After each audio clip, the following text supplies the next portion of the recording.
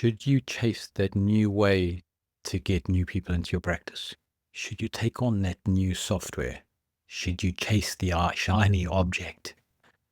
How many visits should you be seeing a week? Hi there, I'm Greg Venning, and welcome back to the Questing Chiropractor, where we help you answer these kinds of questions and a lot more. And in today's conversation with Nimrod, we're going to be taking on a specific perspective, a specific scenario of somebody who's been in practice 10, 15 years, maybe a bit more, maybe a little bit less, but somebody who's hit a glass ceiling in their practice. They're asking themselves these kind of questions. And we're going to go deep today to help you to know what's actually really important in your practice, so you can actually answer these questions. We want you to get back to concrete answers to these kinds of questions, but we want you to get there the hard way. We want you to get there by thinking deeply about your values and your purpose first. We're going to be talking about how the acceleration in society is actually an opportunity to focus on your higher values. What chiropractic tells us about how to use technology, how to use AI in your practice. It tells us about transactional relationships versus relational relationships, not just with the people you serve, but with your team members as well, the people who work with you inside your practice. Are you really relating to them? And one of my favorite quotes comes up quite a few times, which is, don't just do something, stand there. Listen to this beautiful conversation. It goes deep and it's worth it. And as you listen to it, you might find that this conversation is worth listening to, not just for you, but for one of your colleagues, one of your friends. Please consider sending it on to them. Listen on. Welcome to the Questing Chiropractor podcast. We help you grow as visionary, vital, and capable chiropractors who are always on. We do things differently as we help to elegantly awaken your innate wisdom within. We help you create robust, predictable, and trustworthy practices that serve oceans of people and yet still have free time for yourselves and your families. We use neuroscience to deliver better business results so that you can get greater, deeper, and more effective impact in more ways. We are Questing Chiropractors, and this is our story. Welcome back to the Questing Chiropractor, and Nimrod's going to be leading us off today. And Nimrod, where are we going today? I thought what we'd do is take a very specific point of view, which is a chiropractor who's been out in practice about 10 to 15 years. They've had some good rungs on the board, good successes, possibly tried their hand at an associate and growing the team. And yet they're hitting certain ceilings. And a lot of that is about their own frustrations with themselves, their own concerns about how the future is going to go. So I thought what we'd do is just draw a bit of a scenario for them and see how they could handle something that in Quest we hear quite a bit of, if that's all right with you. Yeah, cool.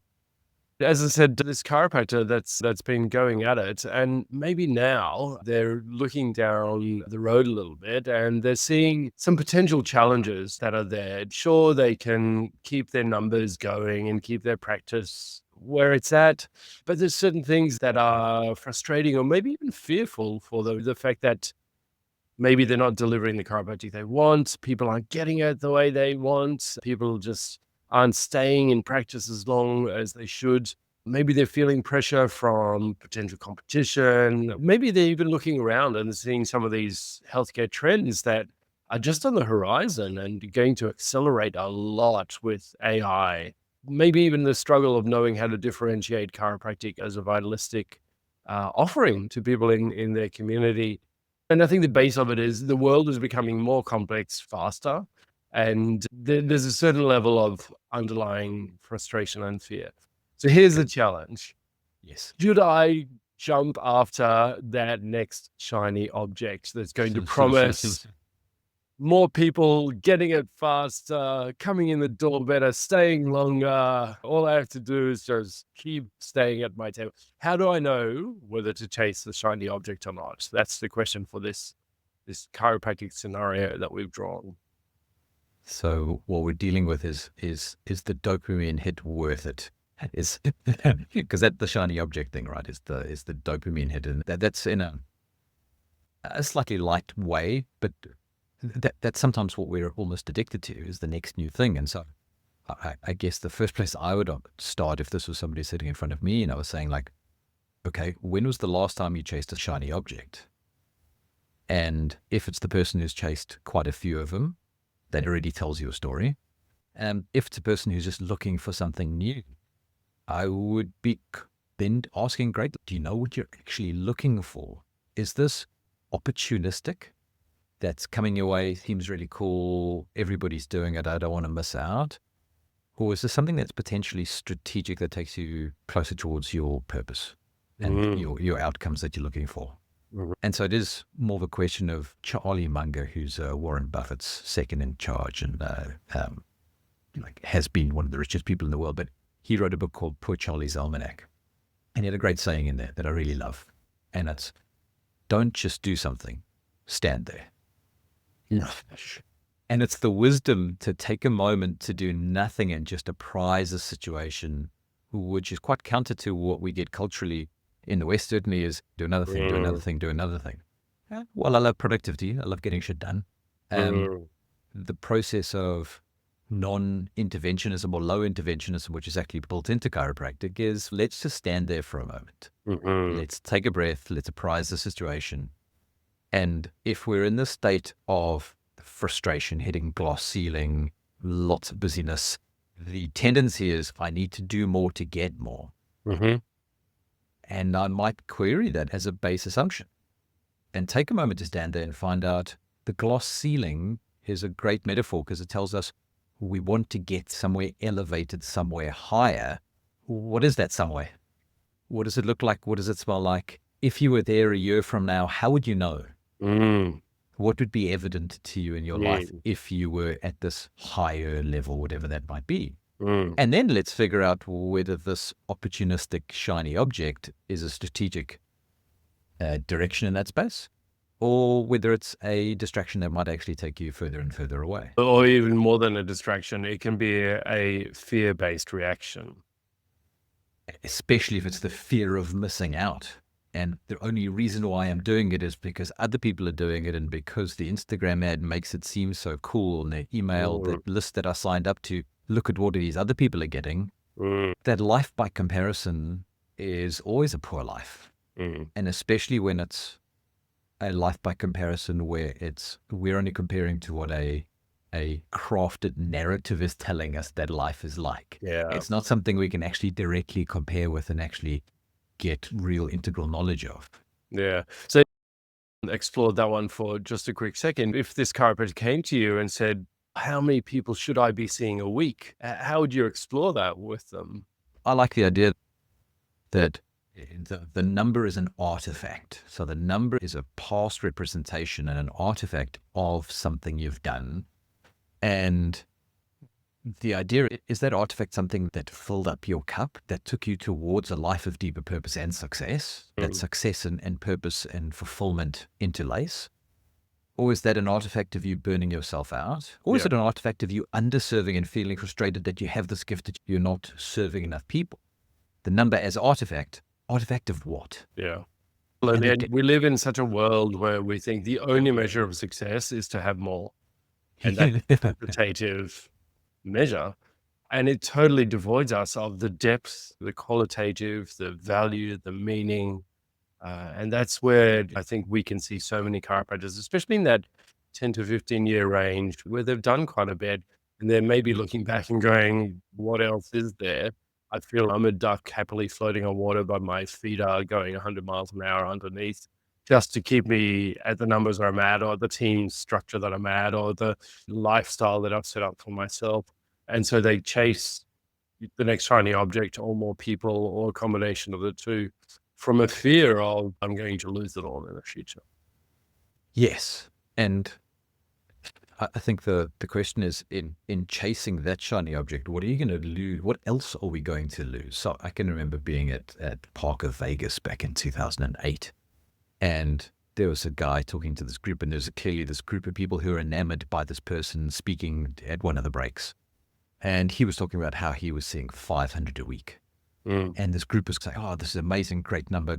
How do you do it? And he was giving them his sage advice. And behind us, there was another man who, as he drew in breath, everybody just stopped to listen to him. He had gravitas. And he stroked his beard and he just said, what do you think you're doing wrong? So this pinnacle for that was 500 a week suddenly got to this pinnacle of 1,000 a week. But at the same time, he's chatted to people who've done 1,000 a week, and they talk about burnout, they talk about Yeah. divorce, they talk about poor health. And so that if the number is devoid of meaning, it is destructive. And whether that's a low number or a high number, and those are relative terms anyway, when it's devoid of meaning, it's destructive. Yeah. And I think that's some of the beautiful things that we explore with quests. What is the meaning? What fills your cup, as you said? What brings you fulfillment? What does bliss look like for you? However, these can be really frustrating because they're long questions, aren't they? It's the question that, having been on the receiving end of coaching as you have, when somebody who helps us with deep insight that really does shift the needle, which is what real coaching is, right? Real coaching isn't just a program that you follow with a couple of recordings and maybe one monthly call. That's a program that's useful. But real coaching is when you get asked these questions that you don't want to answer. And when you get the feeling like, I don't want to answer this, I don't want this to be asked, you're onto the right track, or you're onto that space where it's taking you into the exploration. Because on the other side of that, it's either going to, I don't know, if you go to the gym, you're doing cold plunge, or whether you're going to do something nourishing that you know is good for you, but there's always the resistance on the front end of, I don't want to do it. You always know that on the back end of that, there's amazing nourishment. And getting into these deep questions is what lots of people don't want to do. Lots of people want to, and I can talk to myself on this one. We want to go to the next seminar that tells us the answer. We want to watch the next video that tells us the answer. Download the next ebook that tells us the answer. And that's never the answer. Those are lovely, like you said earlier, those are short-term tactics. Those are the shiny object things. Those can be really useful in the context of me knowing the strategy and the purpose that lies behind those things. Yes. Because that gives me discernment about what's right or wrong for me in my practice, in this space and time, in who I am and how I'm doing things in my life at the moment. Yes. And I think what you've brought out is really the answer to my original question, which is, even amongst fear and overwhelm of, we don't know what 6 months down the road is going to look like because this world is accelerating in change faster and faster. What grounds us is to stay in the process of a strategic perspective. And chiropractic teaches this. It teaches about the long game of doing the same thing over and over again to clear out the obstructions and bring in more coordinated ease. And it's just as true within the human body as it is within our practice. And sometimes the most difficult thing to do is to know your strategy aligned with your purpose, and to stay disciplined amongst all of the mess and the noise and the distractions that happen. And there's going to be more of them as more and more challenges get thrown at us in this accelerating world. We did a health talk last night in the practice on stress resilience, and one of the main topics was the acceleration of the acceleration and the increasing pressure and noise around us. And we got into topics of adaptability and heart rate variability and some lovely things, but one of the lovely emergent conversations that came through this health talk was that actually the increasing pressure and noise is an opportunity for evolution. We brought up the idea that biological evolution only happens under periods of population pressure. And so we have this opportunity for conscious evolution because our attention span, our attention bandwidth is reasonably finite. There's ways to grow it and shrink it, but look, if we see it as a resource that's reasonably finite, we have to then discern what we pay attention to and what we don't, which is an exploration of values. Right. Because that discernment is based on what's most valuable for us. Yeah. So this time of acceleration is actually a lovely call towards a more conscious presence in our life, determination of our values, and then having to ever more say no to things and turn things off. Because otherwise we end up drinking from the fire hose. And again, I do this from time to time. And you hit periods of overwhelm and you realize, I've been having this fire hose blasting me in the face and I'm trying to drink water from it. Okay, cool. Let's turn it down. I'm reminded of, I worked with a high-level football player for a while when I lived and worked in Scotland. And he was in his mid-30s, and there were the young guns chasing him, and his performance, he had to really manage his recovery. He was managing his recovery. This is way back in 2008, 2009, long before we hear about a lot in the gym about how important recovery is now. And he used the word jealous of his recovery. That if they did 2 training sessions a day, a fitness session in the morning and a skill session in the afternoon. And between those 2, he would know he would have to perform at each one, because otherwise these young guns were nipping at his heels. And so if in the afternoon he went home with one of these people and like his kids were at school and he didn't have anything to do, he would go home with his young guns and they would be playing PlayStation at home. And he would not play a game on the PlayStation because he realized he had to keep his heart rate low to recover. And if he got excited playing the PlayStation game, it would hamper his recovery. Now, what that shows us is this focus on what's important. Yep. He knew that what was important was staying in the game because he loved the game. It's what made his heart sing. Yeah. So his strategy for staying in the game and staying at high levels of performance was to make sure he trained hard and recovered hard. Yep. That was the strategy. Then when the shiny object comes on of, why don't we play this new game on PlayStation? He was like, I'll watch you guys. Yep. And so what you're really exemplifying there is starting with values, starting with purpose, and then aligning strategy, and then being selective, deliberate, intentional about the tactics. So this is really where the discipline comes in, because sure, there are going to be more and more shiny objects promising more new people in your practice, promising better conversions, retentions, people staying longer, referring more, all of these things faster and faster. And chiropractic teaches that an organic, vitalistic, long game brings return. Yes. Yeah. Yeah.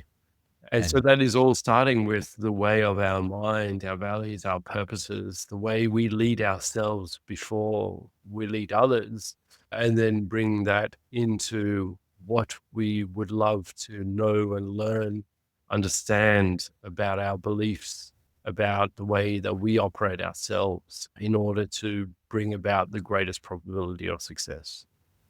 Absolutely. And I think the judicious process of that we do for ourselves will be reflected in our practice, because in this period of accelerating acceleration, the humanity that we can bring to the moment with the people we serve, I think is going to be more and more valuable and more welcomed. Sure, we can be using AI and different technological tools in and around the practice, but I think what will become less commoditized and far more highly valued is the human-to-human interaction and those moments of humanity that we can spend in the office with people. And it is just a moment. The length of time is secondary to the presence we bring to that moment. And those practices then that are doing this humanity in the face of overwhelming technology, I think, are the ones where we're going to see real value being delivered. We're going to see people seeking it out.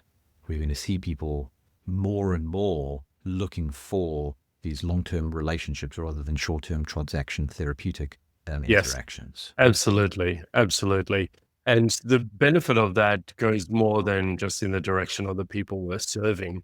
Not only will they get something deep and meaningful and transformational, it's also something that AI could never, ever provide. It can never provide value and meaning and shared purpose in an interspace with other people. As well as that, it actually fills us up ourselves. It has a feedback effect to us. When I'm super present and really delivering to my people, I know that I keep going with higher levels of vibration and energy to the next person. Absolutely. And those are those high energy points in so many different ways. I was reminded of beautifully, I sent you that text last week. I have a friend who's doing stage 4 cancer, and he's not able to make it into the practice to get his checks. He's not able to stand very well. He's got bone metastases, so we have to be really aware of what we're doing. And so we were doing some gentle cranial work. Went to his house, did a home visit. And he's not an individual who's taken to opining and being very gushy. And when he was lying down, I was at his head, just hands on his head. And as we're approaching the vertex, there's a beautiful space there where you can open up some amazing things. And it just came up with something that was so, in one way, out of character for him, but also not. It was interesting. And he just said, there's nothing like hands-on healing. Mm. And it's that reminder that we have this beautiful gift of having hands-on people and this moment of breathing with them, this moment of being with them and checking and adjusting where necessary. And then being able to release what was necessary to release and allowing them to grow in their life and unleash that full expression of life, or that fuller expression of life. Mm. And while I love technology, I love toys, I play with AI tools all the time, like you said, that interspace of a human to a human is, I still feel, no matter how much we get told that AI is going to do amazing things, that is irreplaceable, and I think will become more and more valued and more sought after, especially when you have that interspace within hands-on, deep intention. Yes. And I think a lot of this leads to one of the most beautiful things I find about chiropractic, which is it reminds us to trust in life and to trust in the universe and to have confidence. And maybe that's also part of the long game, of trusting that if I align my purpose, my vision with my own values, and that what life is calling me to do, then I'm doing the right thing that is fulfilling and is meaningful to me and to those around me, and transformational to me and to those around me and the world as a result. And I will get the results from that over the long game. Yeah. And I think if we ground that, if we come back to this idea that the chiropractor who's frustrated wants to take it to the next level, there's a connection. We've been talking a lot with the people we serve, our practice members, but there's also the connection with your team. And if you and your team are seeking deep meaning and deep purpose in what you do, not just drilling on procedures, which is useful, right? That's important. That's part of the strategy and the operations and the policies. But if your team is engaged in what they feel as deep purpose and what you have shared agreement on as deep purpose, and this is where team training comes in, and things like shared values and statement of purpose that we talk about so much at Quest, we're aligning with that and the team is more engaged, then the productivity, the effectiveness, the efficiency, that will come. The training will be easier. The systemization that you're looking for will get there. But if we're trying to drill the systems before we've engaged in the humanity with our team as well, we're missing that foundational piece. Like, I think it's the Four Seasons Hotel says, you automate the predictable so you can humanize the exceptional. And if we're not humanizing the exceptional with our team, if we're not engaging with them, if we're not having conversations with them, if we don't know what's happening in their life, and we're not then judiciously creating these vision assets, these cascade assets of what we're actually doing, our purpose, then it's just a transactional relationship of a different sort within the practice, which is also diminishing, degenerative. It's a decaying relationship because with each transaction, it becomes less and less valuable. Yep. Yes. And more disconnected. Just to give a bit of an example on this, at the moment, we're looking for our next A-player CA to join our team. And there's been quite a few candidates coming across, and I have 2 current CAs on my team who will stay on. So we're looking for a third. And they're both getting quite frustrated with the process because we keep rejecting people who are just not A players. And one of the greatest filters we use is to understand their perspective on life and on health. And they're not going to speak our words or use our terms or be able to see it from our perspective. However, if they're not somewhat moving in our direction, then that's going to become really frustrating in the future. And for me, that's another example, or maybe a shiny object. You could sure get anyone to just jump into the role, and it can be much more useful to lean back into values, vision, purpose, do that hard work, and make sure that everyone is on board, being inspired by that message. Yeah, once again, don't just do something, stand there. Yeah. Be in that contemplative space. I remember once when I was in a hiring process and I was feeling itchy to hire somebody in exactly that space. And I remember Mark just saying to me, like, your practice deserves somebody exquisite, don't they? And it was just a lovely way to put that. Of like, okay, cool. No, we can take a break and we can find someone exquisite, because Yes. we as the team and our practice members, we do and the enterprise that is the entity of the practice that delivers this deep, meaningful work. It deserves exquisite people in there. Yes. Yeah, absolutely. And I think sometimes we do shortcut that because of some underlying fears that we have, and we haven't done the work to really understand ourselves, our own values and vision in every way that it plays out in our life. So, sure, we've been talking about practice, and there are other realms that this impacts: our family life, our social life, the impact we have on our community, on our profession, on the world, and our own interior life, our mental, our soul, our spirit as well. I think the words you just said there might tie this together. We're talking about tactics that may or may not fit within a strategy, and if they don't fit within a strategy, these are shortcuts that lead to heartache. Mm. And yeah, sure, we want to find the most efficient way of doing things, but before efficiency, we want effectiveness. And the answer is effectiveness towards what end? And if we're looking for shortcut, what is it we're cutting short? Are we cutting short our purpose? Are we cutting short the meaning in our life? Sure, we don't want to do more work than is necessary, but what is it we're looking to cut short? And so often it's that uncomfortable conversation that we spoke about that is so key in the idea of coaching is, to what end? To what purpose? You're looking to shift the needle. Which needle are you looking to shift? And which one is the most important for you? Yes. And what we keep suggesting at Quest is it's this needle between success and fulfillment, this practice life integration. It's not a balance, it's an integration. Hmm. And when we have that deep fulfillment and deep meaning, and we can find the right strategies that give us deep success in that space, which can be the quantitative things, the numbers, we can enjoy those, we can celebrate them, we can make them as big as we want to, as long as they marry into that deep fulfillment. Then let's ride that pony as far as it goes.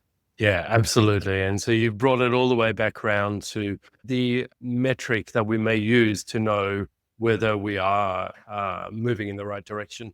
And that is success. But what's important here is to really define what that means for you. Don't use someone else's metric, and make sure that it's truly aligned to make your hearts.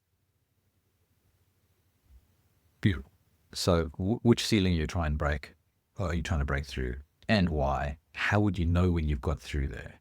I think those would be some lovely places and questions to ask if you're in that space where you feel you're hitting that glass ceiling, and then see where those take you strategically before you look at any tactics. Yeah, absolutely. And so what I would add on to that is the strategic touch, which is truly get to know your own values, your own vision, your own intention and purpose as you're moving forth, and play the long game of having confidence in yourself, in chiropractic, in life, in this cosmos that we're in, knowing that the more aligned you are, the more you remove those interferences, the more things will flow with coordination and ease. Thank you, Greg. That was particularly helpful and will be very applicable, I think, to many people as they may be looking at a different shiny objects being put in their path.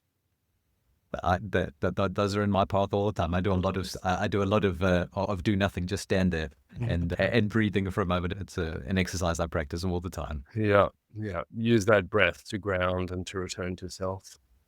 Beautiful. Thank you, Nimrod. Thank you very much, Greg.